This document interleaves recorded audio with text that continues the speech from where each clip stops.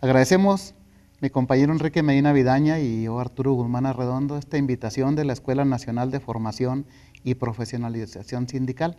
Tenemos la intención de desarrollar varias cápsulas informativas en estos videos cortos.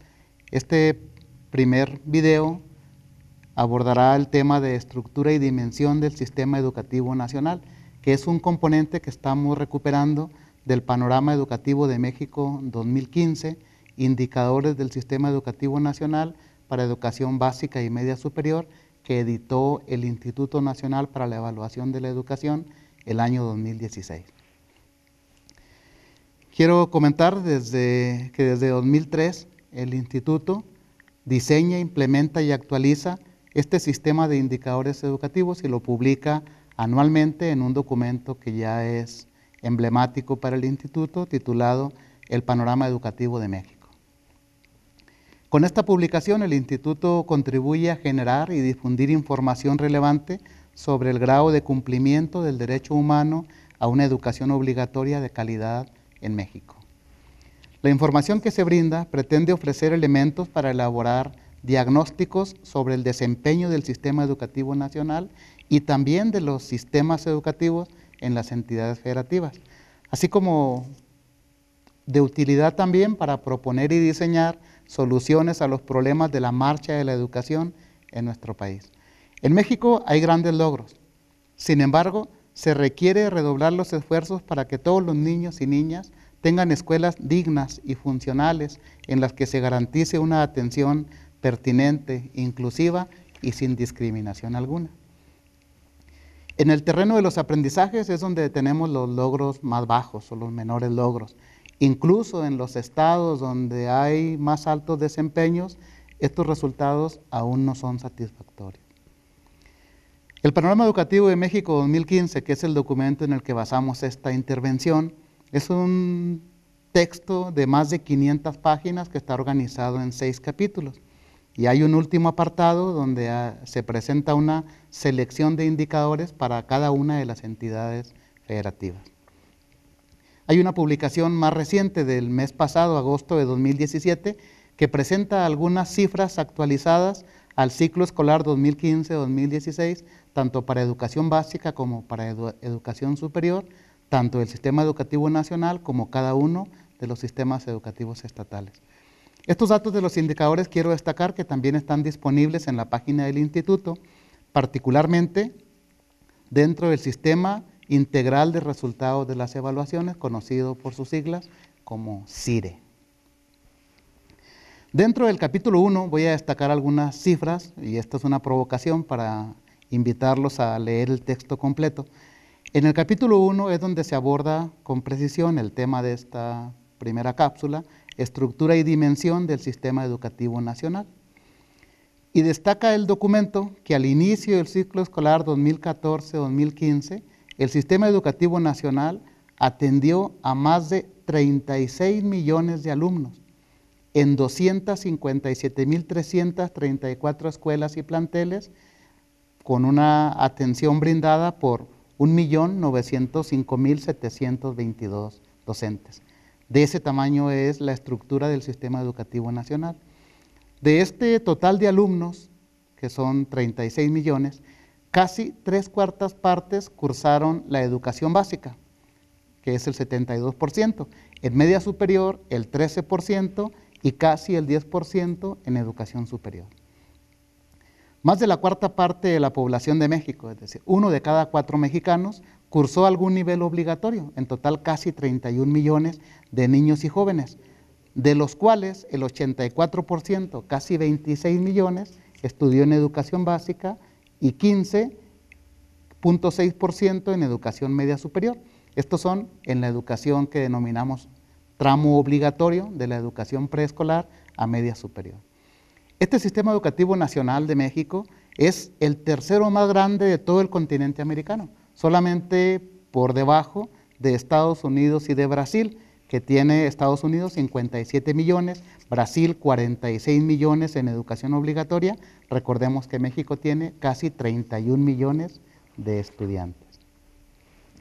La educación obligatoria en México es esencialmente pública, porque en educación básica casi 84% de las escuelas preescolares, 91% de las primarias y 87% de las secundarias son de sostenimiento público. El financiamiento privado en media superior es un poco mayor porque son 35% de los planteles, aunque debemos aclarar que aunque son muchos planteles, solamente captan el 18.8% de la matrícula. Una importante cantidad de niños y jóvenes asiste a escuelas ubicadas en localidades de alta y muy alta marginación. En preescolar, cerca de 2 millones de alumnos. En primaria, poco más de 5.7 millones. En secundaria, casi 2,5 millones. Y en media superior, un poco más de 1.4 millones. La mayoría de las escuelas de educación básica se ubican en localidades rurales que tienen menos de 2.500 habitantes. 55.8 de los preescolares, 58.4 de las primarias y 57.1 de las secundarias, que aunque son más de la mitad, por ser escuelas pequeñas, concentran solamente 26, 25 y 22% de la matrícula, respectivamente, en preescolar, primaria y secundaria. Es decir, son más de la mitad de escuelas, pero tienen apenas la cuarta parte de la matrícula. En media superior, el porcentaje de matrícula en localidades rurales es muy pequeño, solamente el 11%, la cual esta población atendida en 36% de los planteles. En educación especial, particularmente en el tipo básico, las unidades de servicio de apoyo a la educación regular, conocidas por sus siglas como USAER, brindaron mayor atención en 4.241 unidades, mientras que el número de centros de atención múltiple, conocidos como CAM, fue de 1.529. Ambos servicios de educación especial atendieron a un poco más de 500,000 de alumnos en educación básica. La mayoría de estos alumnos asistieron a la USAER, el 89%. En el capítulo 2 de este panorama educativo que estamos comentando, se aborda el contexto social. Y algunos datos interesantes como los siguientes. En los últimos 14 años, México ha enfrentado condiciones económicas adversas con un crecimiento que cada vez ha ocurrido con menor intensidad. Aunado a esta situación económica, el sistema educativo nacional opera en un contexto caracterizado por una gran desigualdad de ingresos. Es la segunda más alta entre los países miembros de la OCDE. La pobreza también implica un reto para el sistema educativo nacional, ya que puede afectar las prioridades de los hogares respecto a la educación. Un desafío para el sistema educativo nacional es asegurar que todos los niños asistan a la escuela en los grados ideales según su edad, porque esta complejidad aumenta conforme se incrementa el nivel educativo. También persiste una gran desigualdad en la escolaridad de la población. Veamos algunos datos. La escolaridad media de una persona indígena de 15 años de edad es de 6.6 grados, apenas primaria concluida, mientras que una persona no indígena tiene un promedio de 9.4 grados, es decir, secundaria completa. Las personas que viven en localidades de alta marginación tienen 6.1 grados de escolaridad y los que residen en localidades de baja marginación, 9.5 grados. Un rubro en el que se ha avanzado considerablemente, es importante destacarlo, es la disminución de la brecha entre hombres y mujeres. Incluso se ha revertido la tendencia. Datos de 2015 dan cuenta de que las mujeres de las generaciones más jóvenes permanecen y asisten más a la escuela que los hombres.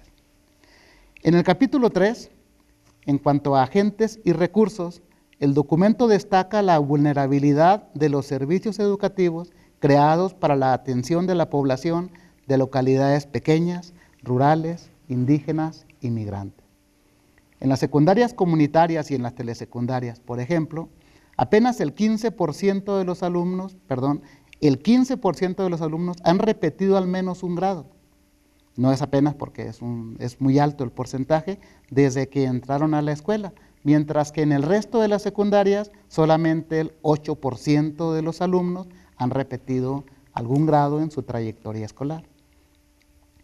En el país, solo el 0.3% de las primarias comunitarias, es decir, ni siquiera una escuela de cada 100, y 16% de las indígenas cuentan al menos con una computadora para uso educativo. El gasto nacional, que incluye tanto el privado como el público, ha mantenido una tasa positiva de crecimiento real anual desde 1995 y actualmente se invierte el 6.8% del Producto Interno Bruto. En cuanto a acceso y trayectoria, pese a los avances en la universalización de la educación obligatoria, todavía alrededor de 3.8 millones de niños y jóvenes entre 3 y 17 años no se encuentran matriculados. En términos de cobertura, en educación preescolar en el ciclo 2014-2015 fue de 72%, en primaria del 99%, en secundaria del 88% y en media superior solo el 57%. Hay un rezago grave que se considera para aquellos niños y jóvenes que tienen 2 años de edad o más con respecto a la edad considerada como idónea para cursar un grado escolar. El rezago grave entre 6 y 11 años de edad se encuentra solo en el 1% de los niños. De los 12 a los 14 años, este rezago se incrementa a 4%, y en los jóvenes de 15 a 17, 7%. En términos de deserción, en primaria es casi inexistente, 0.8%, pero en secundaria es de 4.1% y en media superior es el 15%. Llama la atención que en el primer grado de media superior la deserción es del 26%, es decir, 1 de cada 4 jóvenes abandonan la media superior en el primer grado. En cuanto a procesos educativos y de gestión, se destaca que del ciclo escolar 2012-13 al 14-15 hay una disminución de apenas 0.5 puntos porcentuales de zonas escolares de primarias generales con más de 20 escuelas, de 7.3 a 6.8. En el capítulo de resultados educativos, que es el último, quiero destacar que en la evaluación del logro referida al Sistema Educativo Nacional, conocida como ELSEN, una modalidad del Plan Nacional para la Evaluación de los Aprendizajes, la información muestra que más del 60% de los alumnos de sexto grado de primaria y tercero de secundaria alcanzan apenas el nivel 1 de logro educativo, que es insuficiente en matemáticas, mientras que en lenguaje y comunicación las proporciones son del 49% en sexto de primaria y 29% en tercero de secundaria. Nuevamente se destaca que los estudiantes en escuelas primarias y secundarias comunitarias, así como las de primarias indígenas, son quienes presentan mayores dificultades para lograr los aprendizajes clave. Para terminar, quiero mencionar que en el país una persona de entre 25 y 64 años de edad con al menos educación superior, esto habla de cómo al incrementar la escolaridad se incrementa el salario, una persona gana 1.8 veces más, casi el doble que una persona que cuenta solamente con educación media superior. Hay otra diferencia también que se establece en cuanto a escolaridad. Los datos de la encuesta nacional sobre uso del tiempo en 2014 muestran que en promedio semanal dedicamos 1.0 horas a realizar actividades físicas, mientras que las personas con educación superior emplean 2.1 horas, casi el doble.